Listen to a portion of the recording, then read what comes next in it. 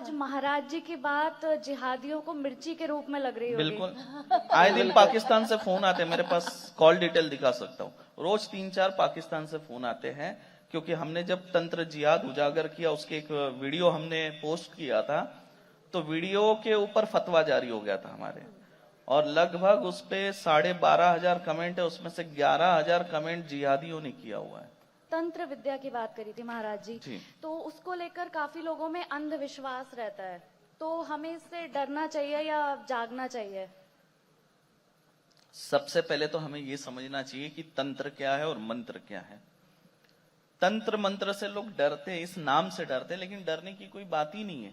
तंत्र मंत्र तो हर व्यक्ति करता है। अगर मैं कहूं तो अगर किसी व्यक्ति ने अगर हवन किया तो तंत्र मंत्र हुआ। तंत्र में जो है वनस्पति का उपयोग होता है, वो तंत्र कहते हैं, और जिसमें मंत्र का उच्चारण होता है उसे मंत्र कहते हैं। तो तंत्र मंत्र, इसमें डर वाली क्या बात है?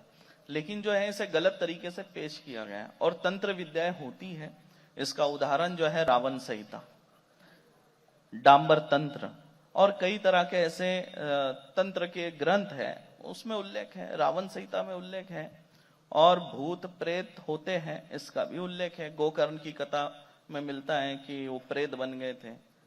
श्रीमद् भागवत कथा में भी गोकर्ण का उल्लेख है, और शिव महापुराण में भी जो है भूत प्रेत का उल्लेख है। अगर आप शिव जी को मानते हैं तो आपको भूत प्रेत को भी मानना पड़ेगा, क्योंकि उसमें उल्लेख है शिव जी के बारात में भूत प्रेत पिशाच और ऐसे ऐसे भूत प्रेत थे जिनका शब्दों में वर्णन नहीं किया जा सकता।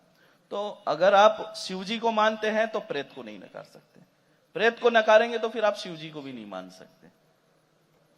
आपने शमशान में भी आप तंत्र विद्या करते हैं, ऐसा सुना है? नहीं, देखिए क्या है, हम सात्विक विद्या करते हैं। अब स्थान अलग हो सकता है। अगर काली को पूजना है तो आपको शमशान में जाकर पूजना होगा। अगर आप अलग अलग जैसे प्रयोग कर रहे हैं, जैसे मान लीजिए अगर आप शांति कर्म कर रहे हैं तो आप किसी मंदिर में बैठकर कर सकते हैं, पर्वत में बैठ कर सकते हैं, घर में बैठकर, नदी किनारे बैठकर कर सकते हैं। और जो कुछ विशेष साधनाएं होती है उसको कभी शमशान में, कभी पीपल वृक्ष के नीचे, कभी बरगद वृक्ष के नीचे बैठकर किया जाता है। उससे शमशान की कोई बात नहीं है। शमशान से तो पवित्र स्थान कोई है ही नहीं, और आखिरी मंजिल मनुष्य की वही है। फिर भी मनुष्य के मन में उसके प्रति भय रहता है। जो सच्चा साधक है वो शमशान से कभी नहीं डरता, उसके मन में कभी भय नहीं। उसको मालूम है आखिरी मुझे यही आना है। मोक्ष का स्थान वही है जहां शिव जी बसे है, जहां शिव जी विराजमान है। उससे पवित्र स्थान और कौन सा हो सकता है?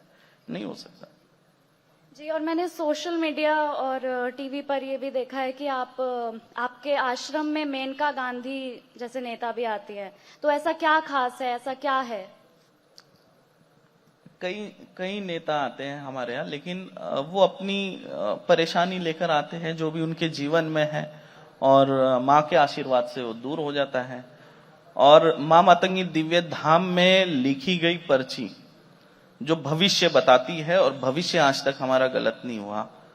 और मैं बीच में 2020 या 21 की बात है, और मैं हिमाचल गया हुआ था, और हिमाचल की रानी साहिबा है प्रतिभा देवी करके, और उनके जो पति है 6 बार सीएम रहे हैं। और मैं यात्रा में था, 1.5 महीने पहले ही उनके पति का देहांत हुआ था, और वो कुछ निजी समस्या लेकर आए हुए थे, पारिवारिक समस्या लेकर। तो वहां उनसे मुलाकात हुई, और फिर जो उनके प्रश्न थे उनका मैंने उत्तर दिया। लेकिन एक भविष्यवाणी जो मैंने की थी, वो भविष्यवाणी ये थी कि आज से 1.5 महीने बाद हिमाचल प्रदेश में एक सांसद जो है उनकी मृत्यु होगी, और उपचुनाव हो गए, और आगे से आपको टिकट मिलेगी सांसद के लिए आपके पार्टी की तरफ से, और आपको मना नहीं करना है, आपको इलेक्शन लड़ना है, और आप जीतेंगे।